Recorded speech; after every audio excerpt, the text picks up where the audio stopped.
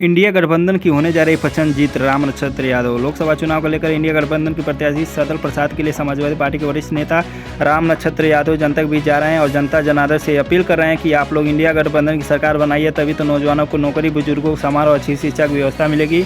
वहीं मीडिया से बातचीत में सपा नेता रामनक्षत्र यादव ने बताया कि देश में इंडिया गठबंधन की लहर चल रही है, लोग उत्साहित हैं इंडिया गठबंधन को वोट देने के लिए। उन्होंने कहा कि अगर इंडिया गठबंधन की सरकार बनती है तो देश के नौजवानों को नौकरी खटाखट मिलेगा। जनता जो चीज़ें नहीं जान रही है, जिन चीज़ों को जनता से छुपाया गया है, सरकार ने छुपाया और गोदी मीडिया ने छुपाया, जनता के पास नहीं जाने दे रही है। मोदी के काले कारनामों का जानकारी हमारी जिन बहनों को नहीं हो पाई है, उन्हीं को बताया जा रहा है। और जब मैं बता करके इनको टेंड कर रहा हूं तो तुरंत ये बता रही हैं मोदी की सरकार की विदाई तय है और इंडिया गठबंधन की सरकार आने वाली है। ये सरकार जा चुकी है और राहुल और अखिलेश की जोड़ी मोदी के अहंकार के तोड़ी। और इस बार राहुल का, अखिलेश यादव का, तेजस्वी यादव का, आम आदमी पार्टी का इंडिया गठबंधन इस बार सरकार बनाएगा और इस देश के युवाओं को नौकरी मिलेगी, नौजवानों को रोजगार मिलेगा, देश तरक्की की राहों पर आगे जाएगा। बताइए, आप जनता के बीच जा रहे हैं, क्या जनता आपकी बातों को समझ रही है? पूरी अच्छी तरह से अब समझ में आने लगा है कि 10 साल तक लगातार एक आदमी झूठ बोलता रहा, जुमलेबाजी करता रहा, झांसा देता रहा। आखिर झांसा की भी कोई सीमा होती है, झूठ बोलने की भी कोई सीमा होती है। 14 में आपने झूठ बोला था और अब 24 से आ गया, 24 तक वही बात बोलते रहेंगे, वही झूठी चीज़ें प्रचार करते रहेंगे, वही सांप्रदायिक भाषा बोलेंगे, मंदिर मस्जिद, हिंदू मुसलमान सिख ईसाई। ये क्या तमाशा है देश के अंदर? हम पूछते हैं कि इस देश के नौजवानों को रोजगार आपने कितना दिया, तो इस पर प्रश्न करने के बजाय कहते हैं मुसलमान।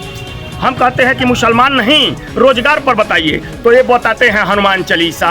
ये क्या तमाशा है भाई कि 14 से पहले ये सारी बातें बेवजह की थी, जनता नहीं समझ पाई। सांप्रदायिकता रंग में आपने भारत को रंग के देश की सत्ता हासिल कर लिया, लेकिन आज 10 सालों के बाद सांप्रदायिक स्वरूप को, आपके अंदरूनी चेहरे को जो आपने रामनामी दुपट्टे से ढका था, वो पर्दा उठ गया है और देश की जनता देख गई है कि रामनामी दुपट्टे के नीचे कोई ऐसा हिटलर काम कर रहा है, कोई ऐसा तानाशाह काम कर रहा है, कोई ऐसा झूठलर और जनता से तर्क को छिपाने के लिए काम कर रहा है। अब वो बेनकाब हो चुका है, उसके असली चेहरे को जनता जान चुकी है और जनता खुद ही कह रही है। हमसे तेज तो ये हमारी बहनें चिल्ला रही हैं कि मोदी को हटाना है और अखिलेश और राहुल को लाना है और पंजे पर मतदान करना है। यही महिलाएं आप जो कह रहे हैं कि इंडिया गठबंधन को मतदान करेंगे, यही महिलाएं समय आने पर मोदी जी को वोट दे देती हैं। नहीं देंगी, नहीं देंगी। अब झांसे में आने वाली नहीं है, अब ये उनके झांसे में आने वाली नहीं है। इस बार मोदी जी की सरकार की उल्टी गिनती शुरू हो गई है और वो सरकार जा चुकी है। बस 4 तारीख को काउंटिंग बाकी है। मोदी जी की विदाई हो चुकी है, डेट फिक्स है। 4 तारीख को वो तैयारी भी कर रहे हैं कि हमें इस देश से जाना है और जिन जिन क्षेत्रों में हमने लूट की है, अपने मित्र अडानी को 16 लाख करोड़ रुपया इस देश के इन गरीबों का खून पसीने की गाढ़ी कमाई का टैक्स जो उन्होंने उनको दे करके और माफ कर दिया है। 1.5 लाख करोड़ रुपया अगर वो दिए होते देश के किसानों को, तो हमारी ये बहनों के घर के ऊपर जो कर्ज होगा, किसानों का जो कर्ज होगा, खेती के संबंधित जो कर्ज होगा, वो सारा, पूरे भारत का सारा कर्ज माफ हो गया होता। लेकिन वो 16 लाख करोड़ रुपया इन गरीबों की कमाई का सिर्फ 2 लोगों को देते रहे, 2 गुजरातियों को दिया। 2 गुजराती देश बेचे और 2 गुजराती खरीदे, उनका ग्रुप खरीदा और कुछ ही लोगों तक भारत की संपूर्ण इनकी कमाई, पूंजी सीमित होकर रह गई और पूरा देश कंगाल हो गया, अर्थव्यवस्था चौपट हो गई। अब नौकरियां चली गई, रोजगार चला गया, पूरा देश तबाही के दौर से गुजर रहा है, भूखमरी के दौर से गुजर रहा है, नौजवान बेकार होता चला जा रहा है। भाजपा सरकार तो पर एकदम किसानों की हितैषी है।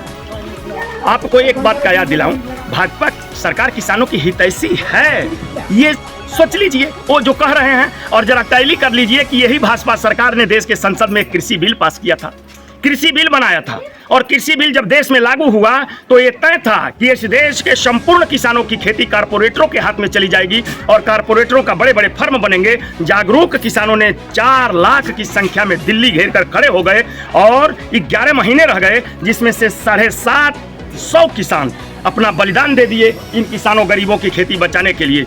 और मोदी जी ने क्या किया? उनके बढ़ते हुए कदम को, लाल किले की ओर बढ़ते हुए कदम को, संसद की ओर बढ़ते हुए कदम को रोकने के लिए सड़कों में किल्ली धंसवाया, त्रिशूल धंसवाया, भाला धंसवाया, बर्छा धंसवाया, कांटी धंसवाया कि किसान संसद की ओर न जाने पाए, प्रधानमंत्री के पास न आने पाए। वो तो सिर्फ एक सवाल कर रहे थे, प्रधानमंत्री जी जब तुम पंजाब में गए थे तो तेरे रोड शो पर हमने फूल बरसवाया था, हमने फूल बरसवाया था और तुम्हें मौका मिला है तो हमारी राहों में कील धसवाए हो।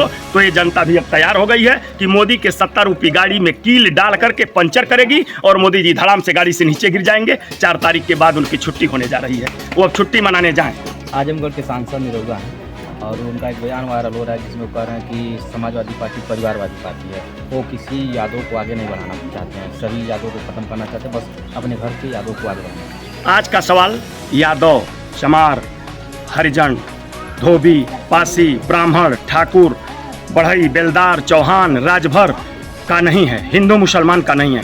इस बार का ये लोकतंत्र का जो पर्व है, लोकतंत्र बचाने का है, भारत का संविधान बचाने का है। और भारत के संविधान को बचाने के लिए ये छोटी छोटी बातों पर हम लोग नज़र नहीं लगा रहे हैं कि क्या हो रहा है, कौन जातिवादी है और कौन जातिवादी नहीं है। ये लोग जातिवादी हैं। ये जातिवादी न होते तो आप बताइए, राम ने मना किया था अयोध्या में जब प्राण प्रतिष्ठा मोदी जी ने किया तो राम ने इनसे कहा था कि देश की राष्ट्रपति मुर्मू आदिवासी हैं, उनको मत बुलाना।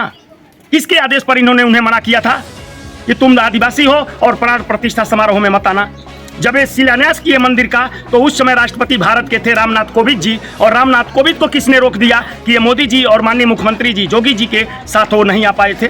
क्यों नहीं आया था, क्यों इनके साथ नफरत की गई? तो ये लोग जातिवादी हैं, हम समाजवादी हैं, हमारे नेता समाजवादी हैं, हम लोग जातिवादी नहीं हैं। हम जाति धर्म मजहब से ऊपर उठ करके और एक तरह से प्रकृतिवादी हैं, समतावादी हैं, सेकुलरवादी हैं, संविधानवादी हैं और उसके अनुसार हम लोग काम करते हैं। जातिवादी वो लोग हैं। अभी आपने देखा होगा कि एक मंदिर में अखिलेश जी चले गए कन्नौज में, अभी कुछ दिन पहले की बात है। वो कौन है आदमी जो आज संविधान का उल्लंघन किया, संविधान की धज्जियां उड़ाई, भारत की एकता और अखंडता की परंपरा को तोड़ा और मंदिर की धुलाई करवाया। अखिलेश जी मंदिर से पूजा करके गए तो उस मंदिर को धोया गया। जातिवादी कौन है? जातिवादी कौन है? मुख्यमंत्री अखिलेश यादव जी मुख्यमंत्री आवास को छोड़े थे तो लखनऊ में मुख्यमंत्री आवास की धुलाई हुई थी, उसमें मंत्र पढ़ा गया था, उसमें धूप और अगरबत्ती जलाई गई थी। तो जातिवादी कौन है? ऐसे गंदे लोगों को भारत की राजनीति से अलग रखना है।